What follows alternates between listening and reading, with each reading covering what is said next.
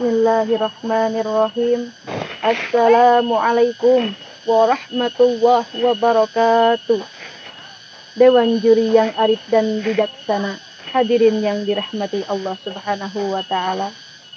Alhamdulillah, alhamdulillahi rabbil alamin, wa bihi nasta'inu ala umuri dunya waddin, wa ala alihi wa sahbihi ajmain. Amma ba'd.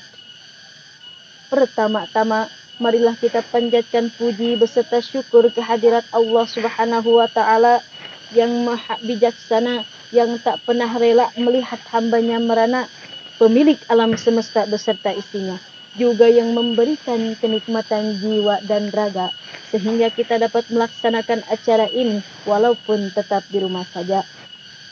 Tak lupa indahnya sholawat dan wanginya keselamatan semoga selalu tercurah limpahkan kepada sang profesor yang berbudi luhur, jauh dari perilaku kufur, yang selalu mengajarkan umatnya agar pandai bersyukur kepada Allah Subhanahu wa taala yang Maha Ghafur, agar kita bertafakur sampai masuknya ke liang kubur, yakni Nabi Muhammad sallallahu alaihi wasallam, kepada keluarganya, sahabatnya, tabi'in tabi'atnya, mudah-mudahan sampai kepada kita semua selaku umatnya.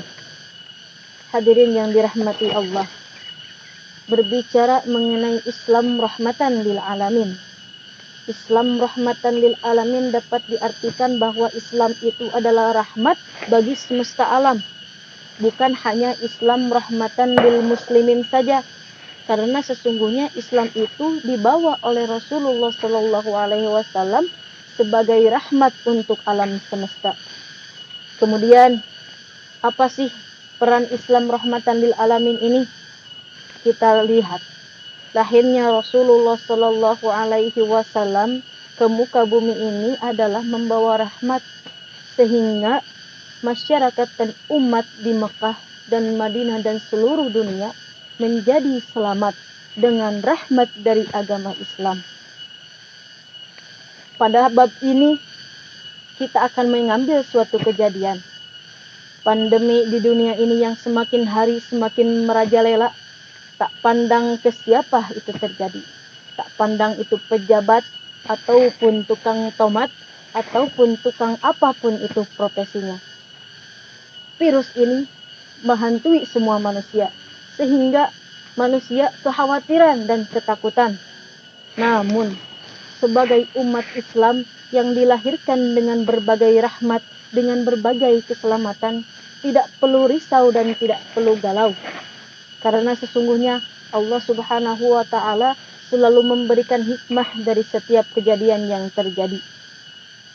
Lalu apa peran Islam rahmatan lil alamin ini di tengah pandemi ini?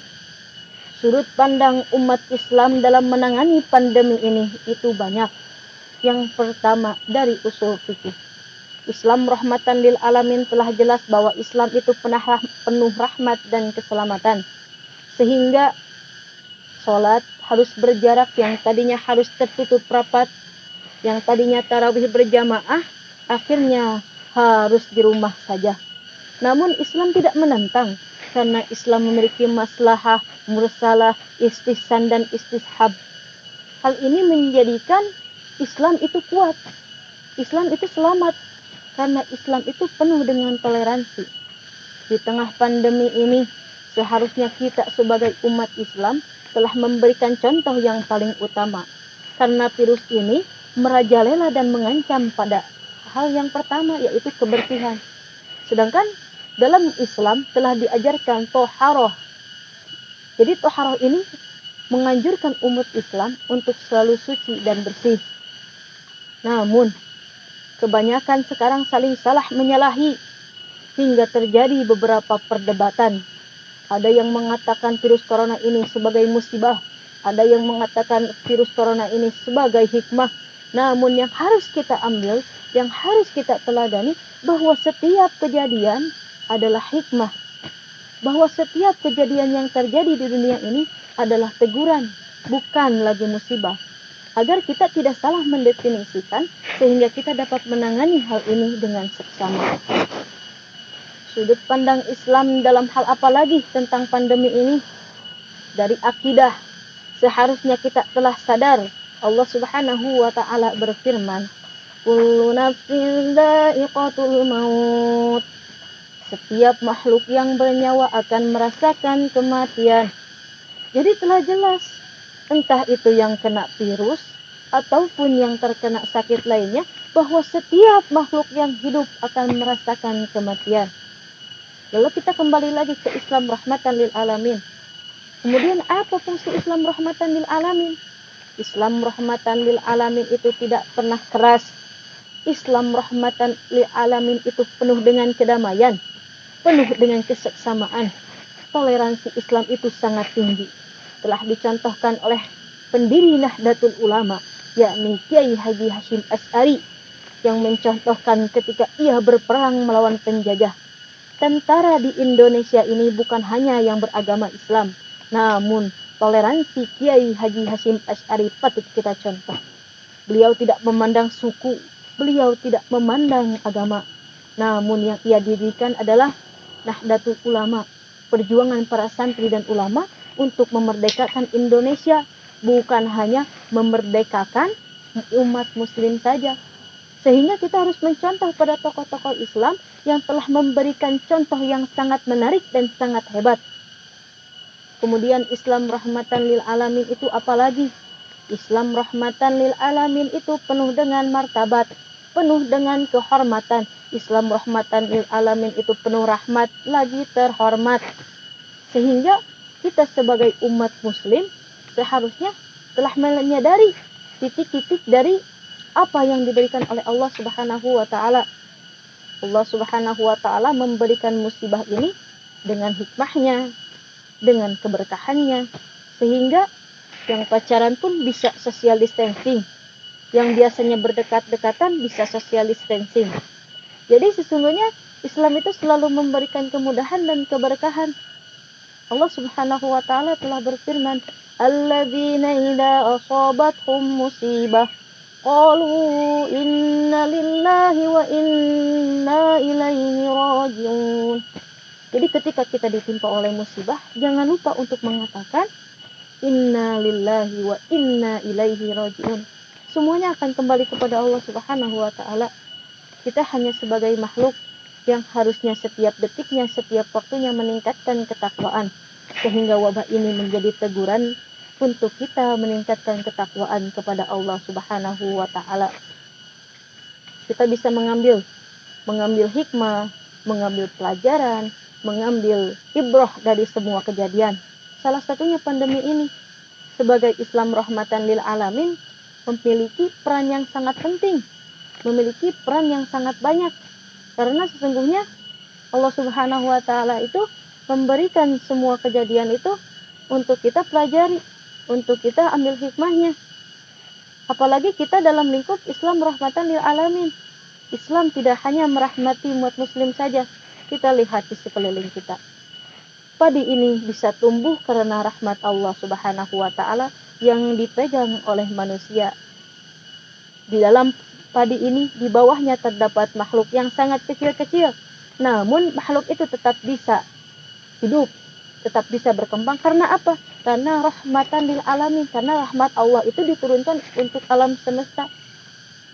Jadi kita tidak perlu risau lagi, kita tidak perlu galau lagi ketika protokol kesehatan menganjurkan kepada semua masyarakat untuk berkumur-kumur 5 kali sehari itu minimal. Namun umat Islam 5 kali sehari itu telah menjadi kebiasaan, yaitu salat 5 waktu. Belum lagi ditambah oleh para orang yang sering menjaga wudhu, sehingga ia selalu menjaga, selalu berkumur-kumur, selalu mencuci tangan, selalu dalam keadaan suci, sehingga insya Allah virus pun tidak akan mendekatinya. Jadi dapat kita simpulkan bahwa Islam rahmatan lil alamin ini merahmati seluruh alam, bukan Islam rahmatan lil muslimin, bukan Islam rahmatan lil mukminin, tapi Islam rahmatan lil alamin. Islam menjadi terhormat, Islam menjadi terangkat. Akibat apa? Akibat rahmat. Dapat kita contoh dari tokoh-tokoh Islam yang mengajarkan kita agar kita bertoleransi, seperti yang diajarkan oleh para wali. Wali Songo mengajarkan dan mengajak masyarakat khususnya di Pulau Jawa dengan cara mereka mengikuti kebudayaannya sehingga menyebarkan agama Islam melewati kebudayaan dari Jawa tersebut. Sehingga Islam itu tidak rumit, Islam itu tidak memaksa. Sehingga sadarkah diri kita bahwa Islam itu penuh rahmat? Sehingga peran Islam di tengah-tengah musibah seperti ini harusnya menjadi tiang yang terdepan, meningkatkan ketakwaan, menambah hafalan, mengaji tiap detik. Bahkan sekarang Islam mengikuti teknologi.